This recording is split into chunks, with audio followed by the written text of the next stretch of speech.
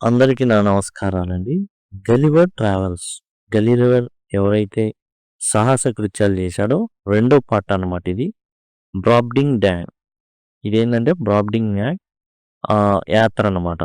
ఇది ఎట్లా సాధ్యమవుతుంది అంటే, ఈ లిలీపుట్ సామ్రాజ్యాన్ని చేరిన తర్వాత అక్కడి నుంచి తప్పించుకున్న తర్వాత ఒకసారి మళ్ళీ తన యాత్రను మొదలుపెడతాడు షిప్‌లో. అయితే పడవ ఏమవుతుందంటే బద్దలైపోతుంది. ఇతను మాత్రమే వేరే ప్రాంతానికి వెళ్ళిపోవడం జరుగుతుంది. సో, చూద్దాం రాసింది ఎవరంటే జొనాథన్ స్విఫ్ట్ రాయడం జరిగింది. ముందు జొనాథన్ స్విఫ్ట్ గారి గురించి తెలుసుకుందాం. 1667 నుంచి 1745 మధ్య బ్రతికారాయన. ఆయన ఆంగ్లో ఐరిష్ రైటర్ అనమాట. Is best known for his writings 'Gulliver's Travels' and a modest proposal. ఈ రెండు మెయిన్ ఆయన రాసిన వాటిలో చాలా ప్రముఖమైనవి ఇవి. Swift writing style was unique and ironic. చాలా వ్యంగ్యంగా ఉంటుంది ఈయన రాసిన దాంట్లో. యాక్చువల్‌గా మనం చూసేటటువంటి ఈ లిల్లీపుట్ సామ్రాజ్యం కానివ్వండి, బ్రాబ్డింగ్ న్యాక్ కానివ్వండి, ఇవి ఏందంటే చాలా ఐరనిక్‌గా, వ్యంగ్యంగా ఉంటాయి. మనిషిని క్వెషన్ చేసేటట్టు ఉంటాయి. మనిషి సిద్ధాంతాలు, కులాన్ని, మతాన్ని అపహసిస్తున్నట్టు ఉంటాయన్నమాట. గుడ్డు ద్వారా. లిల్లీపుట్ సామ్రాజ్యంలో గుడ్డు ఎలా ఒలవాలి అనే దాని మీద అతను చెప్పేది చూస్తే మనం చాలా నవ్వు వస్తుంది. కానీ మనిషి యాక్చువల్‌గా చేసేది అదే. He is considered one of the greatest satirist in English language. English లాంగ్వేజ్‌లోనే వ్యంగ్యంగా రాసేవాళ్ళలో గొప్పవాడిగా భావిస్తారు.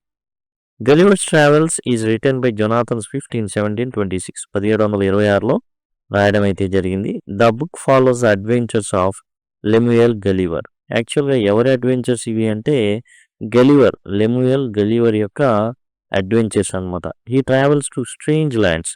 చాలా విచిత్రమైన ప్రాంతాలకి అతను వెళ్తూ ఉంటాడు.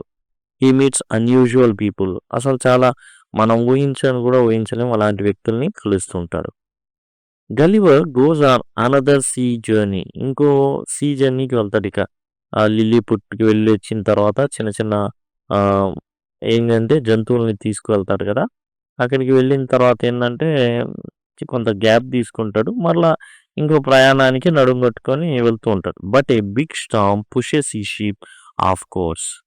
అయితే ఏం జరుగుతుంది అంటే ఓ పెద్ద తుఫాన్ వస్తుంది. దాంతో అతని షిప్ వెళ్ళాల్సిన దారిలో కాకుండా ఇంకో దారిలోకి ప్రయాణించడం జరుగుతుంది. His crew leave him behind on a strange land called Brobdingnag. ఇక్కడ అతను వెళ్ళినప్పుడు ఏం జరుగుతుంది అంటే ఇతను ఓ ప్రాంతంలో వెళ్ళిపోతాడు. అంటే ఈ క్రూ ఎవరైతే ఉన్నాడనుకోనో, లేడనుకోనో మొత్తానికి అక్కడి నుంచి వెళ్ళిపోతారు. వెళ్ళిపోయిన తర్వాత ఇతనొక్కడే మిగిలిపోతాడు. ఎవరు? గలివర్. ఈ బ్రాబ్డింగ్ న్యాగ్ అనేవాళ్ళు ఎవరంటే ల్యాండ్ ఆఫ్ జెయింట్స్. ఈ బ్రాబ్డింగ్ న్యాగ్ ప్రాంతం ఏదైతే ఉందో అది ల్యాండ్ ఆఫ్ జెయింట్స్ అనమాట. చాలా ఎత్తుగా ఉంటారు. ఇప్పుడు లిల్లీపుట్ సామ్రాజ్యంలో ఇతని కింద అందరూ నడుస్తూ ఉంటారు. అండ్ బ్రాబ్డింగ్ న్యాగ్‌లో ఏందంటే ఇతను లిల్లీపుట్ అనమాట. అంటే అంత చిన్నోడిగా ఉంటాడు. అక్కడ లిల్లీపుట్ సామ్రాజ్యంలో కేవలం మన చిన్న స్కేల్ ఎంత ఉంటుందో 15 సెంటీమీటర్లు అంతే ఉంటారు. 6 ఇంచులు అంత మనుషులే ఉంటారు. ఇతను వాళ్ళకన్నా కూడా చిన్నోడిగా కనిపిస్తాడు వీళ్ళ ముందు. The grass is as tall as trees. అక్కడ గడ్డి కూడా తాటి చెట్టు అంత ఉంటుంది గడ్డి. And the people are giants. ఇక మనుషులు అందరూ కూడా చాలా ఎత్తుగా పెద్దోళ్ళుగా కనబడతారు. బాగా మహా దీర్ఘకాయులు అనమాట. చాలా పొడుగ్గుంటారు వాళ్ళు. ఈ giant farmer finds Gulliver and takes him home. అయితే ఇతను ఈ గడ్డిలోనే తిరుగుతా ఉంటాడు. తిరుగుతున్న క్రమంలో ఏం జరుగుతుందంటే ఒక రైతు కంట పడతాడు. అరే! ఇదే వింతగా ఉన్నాడు. పట్టుకెళ్తాడు ఇంటికి. The farmer's kind daughter Glumdalclitch takes care of him. ఇక ఈ ఫార్మర్ ఎవరైతే ఉన్నాడో రైతు కూతురు ఉంటుంది. చిన్న అమ్మాయి కోసమే తీసుకెళ్తాడు వీడిని, గలివర్‌ని. ఆమె పేరేందంటే గ్లమ్డాల్క్లిచ్ అనమాట. Takes care of him. చాలా దయ కలిగిద్ది. జాగ్రత్తగా చూసుకునిద్ది. But the farmer sees that people are curious about the tiny man. అయితే ఈ చిన్న మనిషి పట్ల మిగతా వాళ్ళు కూడా వచ్చి చూడడం, వాళ్ళ ఇంటి ముందే చాలాసేపు ఆశ్చర్యంగా చూడడం అనేది జరుగుతుంది. So, he makes Gulliver perform for crowds to earn money. ఇదేదో బాగుందే కష్టపడకుండానే వీడిని ఆడిచ్చి ఒక కోతిలాగనమాట. ఆడించి మనం డబ్బులు సంపాదించొచ్చు కదా అనేసి ఆ రైతుకి ఆలోచన వస్తుంది. వచ్చిన తడవుగా ఇక ఏం చేస్తారంటే వీడి చేత డాన్స్ చేపించడం, రకరకాల యాక్టివిటీస్ చేపించడం, డబ్బులు వస్తా ఉంటాయి. డబ్బులేసేవాళ్ళు. This makes Gulliver very tired and sick. దాంతో గలివర్ చాలా ఎంతసేపని ఎగురుతాడు? అలసిపోయేవాడు. అండ్ సిక్ అంటే జబ్బు పడిపోయాడు. So, the farmer sells him to the queen. కాబట్టి ఇక లాభం లేదు. ఈడు చిన్న చిన్న గుడ్లు పెట్టే బాత్ అనుకున్నాం. బట్ ఎట్లా అయినా సరే ఈడు తర్వాత పనికిరాడనుకున్నాడు. అందుకని మొత్తానికి అమ్మేశాడు. ఎవరికంటే రాణిగారికి. The queen likes Gulliver. రాణికి ఆ ప్రాంతం బ్రాడింగ్ ఏదైతే ప్రాంతం ఉందో ఆ ప్రాంతం రాణికి గలివర్ అంటే చాలా ఇష్టమైంది. అదే భలే ఉన్నాడే చిన్నోడు. మన రాజాస్థానంలో పెడితే బాగుంటుంది. అందరికి చూపించొచ్చు. She keeps him in the palace. ప్యాలెస్‌లో పెట్టేసుకుంటుంది గలివర్‌ని. She even has a special tiny house built for him. ఒక చిన్న ఇంటిని కూడా నిర్మిస్తుంది. ఎవరి కోసం? గలివర్ కోసం. చిన్న ఇంటి కాదు. చిన్న ఇల్లు కాదది. పంజరం అనమాట. ఓ పంజరాన్ని ఏర్పాటు చేస్తుంది. So, he can be carried around safely. పంజరంలో పెడితే ఈడిని ఎక్కడ కావాలంటే అక్కడికి తీసుకెళ్ళిపోవచ్చు. He faces many threats. ఈ పంజరంలో ఉన్నప్పుడు చాలా చాలా ప్రాబ్లమాటిక్ అవుతుంది. ఏ ఎలక పిల్ల ఉన్నప్పుడు గద్దలు ఎత్తుకుపోతాయి కదా! అట్లానే ఇతని పరిస్థితి కూడా ఉంటుందన్నమాట. పెద్ద పెద్ద కందిరీగలు చుట్టుముడతాయి. వాటితో యుద్ధం చేయాల్సి వస్తుంది Gulliver. He is even carried to the roof top by a monkey. ఓ కోతైతే ఈడిని పట్టుకెళ్ళిపోద్ది. ఎక్కడికి? పైన ఇంటి పై కప్పు పోయి తీసుకెళ్ళిపోద్ది. Gulliver talks to king about his home Europe. అయితే గలివర్ ఏందంటే ఐరోపా ఎలా ఉంటుంది? అక్కడ ఎలాంటి రాజ్యాలుంటాయి? జనరాజ్యాలు, ప్రజాస్వామ్యాలుంటాయి. వీటన్నిటిని కూడా రాజు మాట్లాడుతుంటే చెప్తూ ఉంటాడనమాట. రాజు క్వెషన్ ఏస్తుంటే చెప్తుంటాడు వివరాలని. But king is shocked when he hears about war and guns.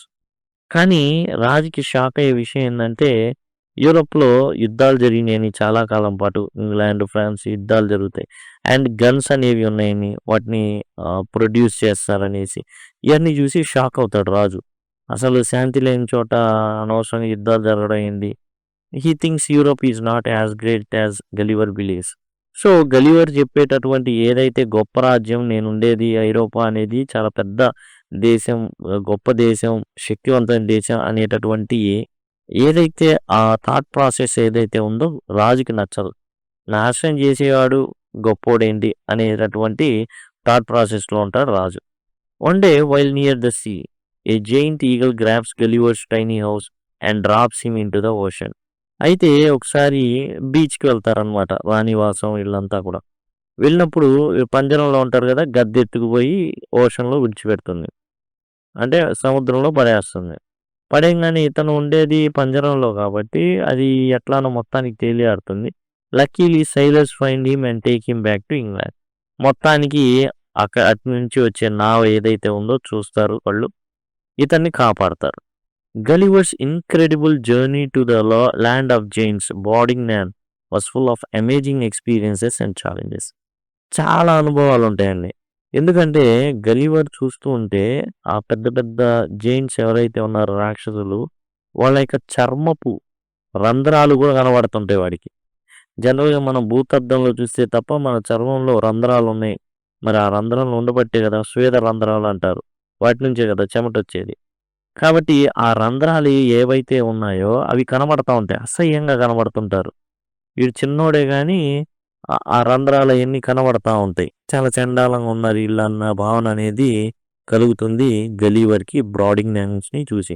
చాలా ఛాలెంజెస్ కోతెత్తుకుపోతుంది, కందిరీగలతో యుద్ధం అండ్ వచ్చేసి మరలా ఈగలు గద్దెత్తుకుపోయి సముద్రంలో విడిచిపెడుతుంది. డిస్పైట్ ఫేసింగ్ మెనీ డేంజర్స్, ఇన్ని అపాయాల్ని చూసినప్పటికీ కూడా he was helped by kind people like Glumdalclitch and the queen. Glumdalclitch అనేటటువంటి రైతు అమ్మాయి కానివ్వండి, మరి రాణి కానివ్వండి, వీళ్ళు సహాయం చేస్తారు. బతికి కట్టడానికి కారణం వీళ్ళనమాట. రైతు కూతురును రాణి. Gulliver return home to England forever change by his extraordinary adventures. ఇక తన ఇంటికి వచ్చిన తర్వాత చాలా మారిపోయాడనమాట. అంతే కదా! మామూలు కష్టాలు పడలా. కందిరీగలతో యుద్ధం అండ్ కోతెత్తుకు వెళ్ళిపోతుంది. అది సరదాగా ఒక కొరుకు కొరికిందంటే అయిపోయినట్టే కథ. మరి గద్దెత్తుకుపోతుంది. అది గనక వాటర్‌లో మునిగిపోయి ఉంటే చచ్చిపోయేవాడు. ఇట్లాంటివి ఎన్నో ప్రమాదాలని ఎదుర్కొంటాడు ఈ బ్రాడింగ్ డ్యామ్‌లో గలివర్. ఈ విధంగా తాను మొత్తానికి మరలా ఏందంటే లిలీపుట్ ఏదైతే ఫస్ట్ వోయేజ్ అయితే రెండో వోయేజ్ ల్యాండ్ ఆఫ్ జెయింట్స్ బ్రాడింగ్ డ్యామ్ అనమాట. ఈ తర్వాత ఇంకా 2 అడ్వెంచర్స్ అనేవి ఉంటాయి. ఇవి ఏందంటే MA English as well as BA special English ఎవరైతే వివిధ యూనివర్సిటీస్‌లో చదువుతున్నారో వాళ్ళకి చాలా ఉపయుక్తంగా ఉంటుంది. Thank you. Thanks a lot.